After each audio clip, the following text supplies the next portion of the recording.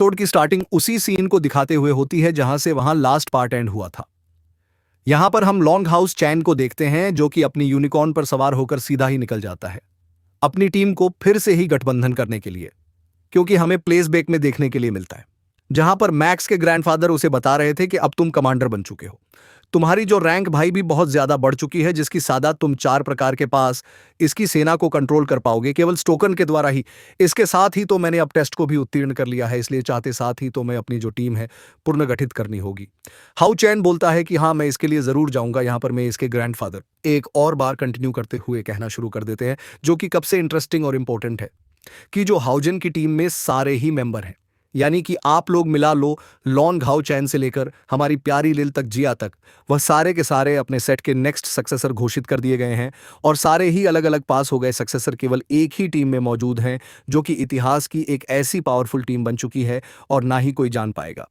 यह जानकर हाउ चैन भी काबिज ही प्रभावित होता है और वह समझ जाता है कि अब मैं अपनी टीम को फिर से ही जब निर्माण कर लूंगा तो डीमन जो कि इस वॉर में काबिज रहता है अच्छी तरीके से अपनी भूमिका को निभा रहे हैं, उनको जान से मारने के लिए काबिजदाई हेल्प मिलने वाली है। और भाई भी बोल रहा होता है कि मैं अपनी टीम को जरूर से ही रेजनरेट करूंगा। और ऐसा कहते हो कि भाई मैक्स के ग्रैंडफादर को धन्यवाद बोलता है, आदर करते हुए कहना शुरू कर देता है कि अब मैं यहां से जा रहा हूं। हमत कहा जाता है प्रेजेंट का सीन जहां पर हाउ चैन अपनी यूनिकॉर्न पर बैठकर आगे बढ़ता हुआ जा रहा था, इसके साथ ही आसपास की लोकेशन को भी देखता हुआ जा रहा था। यूनिकॉर्न किंग हॉजिन से कहता है कि हमें कम से कम 2-4 दिन तो लग ही जाएंगे ट्रैवल करते करते, जिसकी वजह से आपको अभी सो जाना चाहिए। हॉजिन कहता है पहले मुझे यह बताओ कि तुमने 9वें स्तर को ब्रेक थ्रू कर लिया है, इसके साथ ही तुम्हारी लाइटनिंग पावर और अपेरेंट भी चेंज हो गया है, इसलिए तो हम थोड़ी बहुत अपनी स्पीड को बढ़ा सकते हो, मैं इस स्पीड को सेंड कर लूंगा। यूनिकॉर्न किंग हाँ मैं जवाब देता है और दोनों ही लाइट की स्पीड से ट्रैवल करते हुए निकल जाते हैं किसी पास की।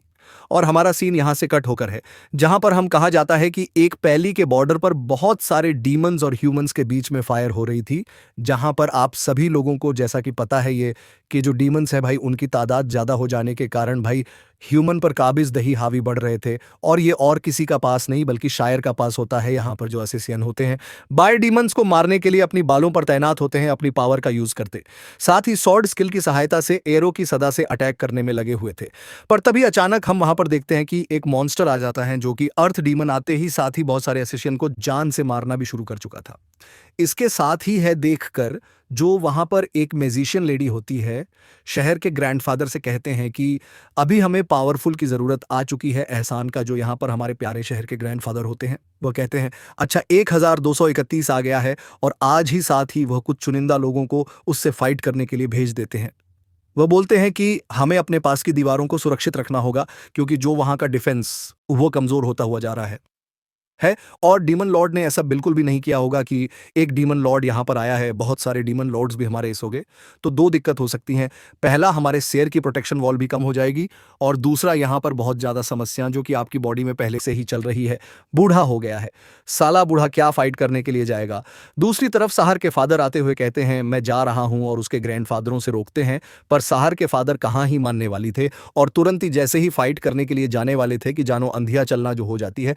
किसी को भी पता नहीं था कि आखिर का जो मून है पिंक कलर का कैसे हो गया, क्योंकि सायर के एंड्री पिंक है, सायर की पिंक है सॉरी। दूसरी तरह हम देखते हैं जो यहां पर अर्थ डीमन था वह लगभग गार्ड को पिचकाने ही वाला होता है कि अंधिया अच्छा जाता है और उस अंधकार के थ्रू हमें दिखा जाता है एक खतरनाक सा डिवाइन स्लेसिंग अटैक आती शांति अर्थ डीमन को सीधा लग जाता और उसके दोनों हाथ तड़ से अलग हो चुकी हैं। बात दर्द की मारे कर रहा होता है, बोलता है कि हे भगवान सौर हे डीमन लॉर्ड आखिरकार आप कहां हो। गार्ड कहना शुरू कर देता है स्वागत है हमारी प्यारी डिवाइन नाइट का, और ये डिवाइन नाइट सायर जो कि कुल एंट्री के साथ आती है और इसका अपीयरेंस बेकर तो भाई हाउ चेन क्या मैं ही फिदा हो गया सायर का अपीयरेंस। इस एपिसोड में कवदे अच्छा कर दिया गया है जो कि लॉग वाइज कैरेक्टर वाइज और एनिमेशन वाइज दोनों ही कुल एंट्री के साथ सायर ने उस मून को भी डिस्ट्रॉय कर दिया था और सायर का ऐसा ड्रावना सा फोर्स देखकर वहां पर मौजूद डीमंस थरथराने लगते हैं, जबकि सूजर्स के मन में एक उत्साह जाग चुका था। तो यहां पर अर्थ डीमन होता है वह तो डर की मारे कहता है अगर कारी को बच जैसे अपने ग्रेविटेशनल फोर्स का यूज करती है। सारे ही डीमंस धरती पर आ चुके हैं और सायर ने केवल अपने एक ही खंजर के अटैक से सामने वाले अर्थ डीमन को जान से खत्म कर दिया था और बाहर उसका मेन उसा आ चुका था और बाहर कहते हैं कि अब हमें फाइट करने मजा आने वाला है। जो यहाँ पर आइस लेडी हो दिए हैं। बाहर ये सब देखकर जो यहाँ पर सायर के ग्रैंडफादर थे, उसके फादर थे, उन सभी को ही बताना शुरू कर देते हैं कि सायर वापस आया और ग्रैंडफादर को ही पता चल चुका था कि हाउचेन ने अपने टेस्ट को उत्तीर्ण कर लिया और उनकी टीम फिर से कभी भी कंबाइन हो सकती है। ग्रैंडफादर भी हाउचेन का इंसाइड कर रहे थे इनडायरेक्टली, लाइक क्या है, क्या लगता है, दामाद लगता है।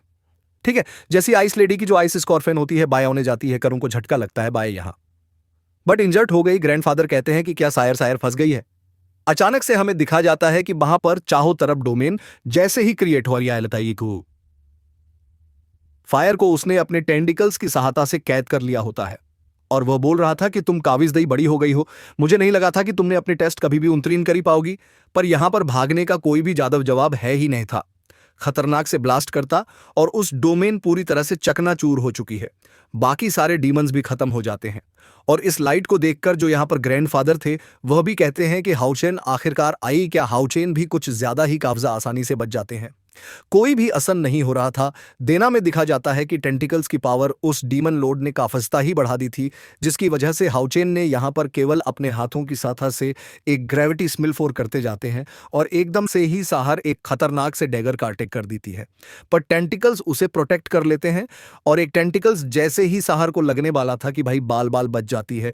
दूसरी तरह हम देखते हैं टेंटिकल्स को करते हुए हाँ में एक्सप्रेशन दिख रहा है, वह अटैक कर देते हैं कमाइन की साथ से। वहां पर एक डार्कनेस और जो कि डीमन लॉर्ड ने क्रिएट कर दिया है और डार्कनेस और एक की साथ से चारों तरफ ही जो यहाँ पर पृथ्वी की मतलब सदी के अंदर से बहुत सारे टेंटिकल आते हुए आम सोल्जर्स को ही मारना शुरू कर देते हैं। अभी तक केवल यह चल रहा था कि हाउ चैन और सारे के ऊपर टेंटिकल्स अटैक कर रहे थे, पर बाहर पर आसपास बहुत सारे पॉइजनस प्लांट कर आ जाते हैं जो कि अपने पॉइजन को चारों तरफ फैला देते हैं और ये पॉइजन बाकी सारे डीमंस को तो जान से मार देता है, इसके साथ ही इंसान भी खत्म हो जाते हैं। हाउ चैन और सारे एक जगह पर आ चुके थे जहां तरह की पूरे तरह से पॉइजन होता है, अपनी पॉइजन का यूज करते साथ ही लाइटनिंग स्ट्राइक की सहायता से आसपास की सोशल एनर्जी को कंबाइन करते हुए कहता है कि जो एक की ग्रैंडफादर ने मुझे टेक्निक यूज नहीं करने दी थी, बट अब मेरा मजा आने वाला है। ऐसा कहते होगा अपनी मल्टीपल थाउजेंड फॉर्मेशन टेक्निक का यूज करते हुए बाकी सारे प्लांट्स को जान से मार देता है। इसके साथ ही यह सारे अटैक जाकर डीमन लॉर्ड को भी लग जाते हैं, उसकी भी चटनी बन चुकी थी। देन हमें साहर को दिखा जाता है जो कि बारी बारी करके खेल रहे हैं। उसने जैसे अपनी यूनिवर्सल पावर का यूज किया, ब्लैक होल की सहायता से बाई एक ग्रेविटेशनल फोर्स की यूज करते हुए नीचे गिरना शुरू हो जाता है। साहर का ड्रैगर जैसे उसको लगता है कि डीमन लॉर्ड चकनाचूर हो चुका है। ये पावर इतनी ज्यादा ड्राम नहीं थी भाई, मैं एक्सपेक्ट नहीं कर पा रहा कि उस डीमन को कितनी ज्यादा खतरनाक सी मौत मिली हो गया। उसका क्राउन और किसी के पास नहीं बल्कि हाउचैन के पास आ जाता है। हाउचैन उसे नष्ट कर देता है। दिनम दिखा जाता है कि हाउचैन सोलियर्स को रीजनरेट करने के लिए, मतलब जो घायल हो गए थे उनकी इंजरी ठीक करने के लिए, जो मर गए थे उनको बंधा बनने के लिए थोड़ा बहुत हाँ तो बहुत हो जाते हैं, जो किसने फॉर्मिस्टल अटैक का यूज के। इसके साथ जो मल्टीपल सोड आ रही होती हैं, बाइट सभी डिमंस को मार देती है और सारे डिमंस पीछे उठने पर मजबूर हो जाते हैं क्योंकि दोनों अधिक मलोड मर चुके हैं शायद और हाउट से दूसरे की वहड में होते हैं। यहां पर साइड करती है कि बहुत दिनों बाद मुलाकात हुई, शायद कहती है मुझे कुछ भी अभी तक याद नहीं आया है, बट मुझे इतना आते हैं कि तुम हमेशा की तरह मुझे प्रोडेट करने के लिए आओ। हाउचेन बताता है कि मेरी ट्रेनिंग आखिरकार कैसी रही है। इसके साथ ही बच्चे तुरंत ही अपनी वर्क का यूज करते हैं। यूनिकॉर्न किंग को भी वहां पर बुला लेता है और यूनिकॉर्न किंग की साइदा से बद दोनों ही उस पर सवार होकर साइड के फादर और मतलब फैमिली मेंबर्स के बाद आ जाती हैं। प्रीमियर फादर को याद आ रहा होता है कि आखिरकार कैसे साइड और हाउचेन मिले। इसके साथ ही मैंने जब इनको पहली साइड दिखा था तो दोनों को ही मना कर दिया था कि तुम इस रिलेशनशिप में नहीं आ सकते, पर यहां पर हाउचेन ने अपनी जान को खीलती हुए साइड को कर लिया है।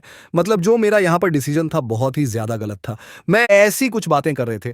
तो इसी तरह में दिखा जाता है कि हाउचेन आते साथ ही उन सभी लोगों को ग्रीड करता है, मॉम डैड और ग्रैंडफादर लोगों, और कहता है कि आप लोगों को जैसा कि पता चली गया होगा कि मैंने बास को रख टेस्ट को अत्यंत कर लिया। आप इसकी शादी बात कुछ सीक्रेट होती है जिसके वजह से बाकी सारे जो असिकियम बास के सोले आश होते हैं उन्हें बाहर दिया जाता है। हाउचेन के पास तुरंत ही ग्रैंडफादर आते हुए कहना शुरू कर देते हैं, बहुत बहुत स्वागत है मेरे दामाद, तुम्हारा मुकाबला कोई भी नहीं कर सकता और जो इंप्रूवमेंट मैं तुम्हारे अंदर देख पा रहा हूं वो आज तक ना तो किसी मूवी है और ना ही कहीं भी हो पाएगी। इसके साथ जो तुम्हारा स्वभाव है वह भी कावजदाई, पोलाइट और नीचर है और तुम जैसा ना तो कोई बनाया और ना ही कहीं बन पाएगा। मैंने पता कर ही लिया है कि जो तुम्हारे ग्रैंडफादर है वह एक साथ से काया है, बट तुम चुंदा मत करो क्योंकि नेक्स्ट तुम उस पास की सक्सेसर होने वाले हूं। सायर भी एस्टिसियन पास की सक्सेसर है आउशन को देखकर, जो यहाँ उसके ग्रैंडफादर कहते हैं कि मैंने अपनी जो यहाँ पर पूती है उसका जो हाथ है वह आपके साथ साइड कर लिया है, बताओ शादी कब करना है। ये जानकर वहां पर मुझे सभी लोगों को थोड़ा बहुत शर्म तो आने लगती है। सायर कहती है आप बकवास बंद करो ग्रैंडफादर, आई मैं शादी नहीं करना चाहती, जब मैं बोलूंगी तब कर लूंगी, आप एंजन मत लो करूंगी आउचन से। आउचन कहता है कि सायर अभी ठीक बोल रही है, क्योंकि सबसे पहले यहां पर मुझे फाइट करने जाना है। बौर में जो यहाँ पर हमारे ग्रैंडफादर होते हैं भाई कहते हैं कि तुम लोग सबसे पहले शादी ही करोगे, क्योंकि काम करने के बाद तुम्हारा जो पोता मतलब मेरा जो पोता के पोता होगा ना, और भी ज़्यादा बार उड़ने का भाई सोचो। जब हाउचन सन ऑफ लाइट है, सायर के पास भी असिस्टियन हॉल के सबसे डिवाइन नाइट की पावर है, तो उन्हों का बेटर कितने अंतही खतरनाक होगा। और अब तुम लोग शायद जा रहे वाले हो अपनी टीम को फिर से रिजनरेट करने के लिए, तो मैं तुम्हें रोकने के लिए बिल्कुल भी तैयार नहीं हो। इसके साथ ही तुम लोग अपना ख्याल रखना, और ये तुम्हारे जो 1 लाख पॉइंट है जो कि मुझे देने के लिए किए गए थे वो ये हैं। हाउचेन के पास तुरंत ही 1 लाख पॉइंट ट्रांसफर हो जाते हैं। इन पॉइंट की सहायता से बाय पहली बात देखो किसी को भी ऑर्डर दे सकता है, वहां की सामान को बाय कर सकता है, वहां साइड रेजर्स को बाय कर सकता है। अचानक से एक बंदा आती शांति कहना शुरू कर देता है कि मुश्किल की घड़ी आ चुकी है, क्योंकि ऐसे से नेपाल की सारी साइड जो सोल्जर से बहे गायब और अपनी वर्ड की बिना यूज करते हो, उनकी जो बाबर है वह अचानक से गायब होती शांति उनको जान बेगे स्थान लिया।